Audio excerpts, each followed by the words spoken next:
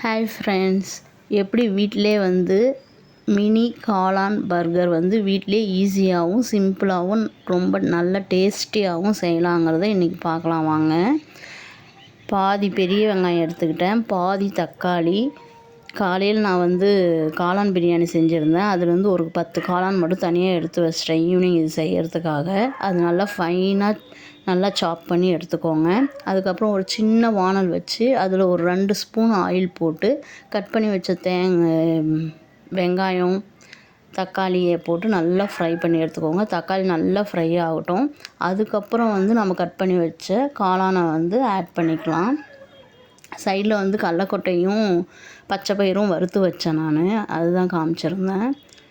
காளான்லேயே வந்து தண்ணி விடும் இல்லையா, அதனால நம்ம எந்த தண்ணியுமே ஆட் பண்ண தேவையில்ல. அதுக்கு ஆட் பண்ண ஸ்பைசஸ் என்னென்னு பார்த்தீங்கன்னா எதுவுமே இல்லை, உப்பு, மிளகாய்த்தூள், மல்லித்தூள், கரம் மசாலா, இவ்வளோ தான் நான் ஆட் பண்ணேன். அப்புறம் ஒரு பிஞ்சு மஞ்சள் போட்டுக்கிட்டேன்.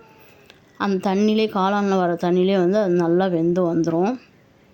வேறு எதுவுமே நீங்கள் ஆட் பண்ண தேவையில்ல. வேணும்னா கொத்தமல்லி தழை நீங்கள் ஆட் பண்ணிக்கலாம்.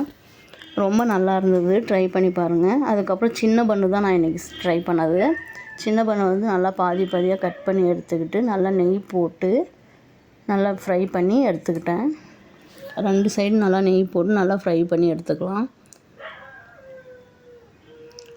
ரொம்ப நல்லா வந்தது, டேஸ்ட் சூப்பராக இருந்துச்சு. ட்ரை பண்ணி பாருங்கள் ஃப்ரெண்ட்ஸ். நீங்களும் வீட்டில் உங்கள் பசங்களுக்கு செஞ்சு கொடுங்க, நல்லாயிருக்கும். வீட்டிலே செஞ்சோம்னா நமக்கு நல்லா ஹெல்த்தியாகவும் இருக்கும், நல்லா டேஸ்டியாகவும் இருந்தது.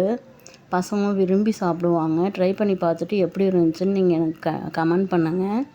அப்படியே நம்ம வீடியோக்கு கொஞ்சம் சப்போர்ட் பண்ணுங்கள், லைக் பண்ணுங்கள், உங்கள் ஃப்ரெண்ட்ஸுக்கு அப்படியே ஷேர் பண்ணுங்கள். ஏதோ எனக்கு தெரிஞ்ச மாதிரி நான் இதை செஞ்சு போட்டிருக்கேன். உண்மையாகவே நல்லா வந்திருந்தது ஃப்ரெண்ட்ஸ். அந்த ஃப்ரை பண்ண காளானை எடுத்து வச்சு அப்படியே மூடி வச்சு கொடுத்துட்டேன்.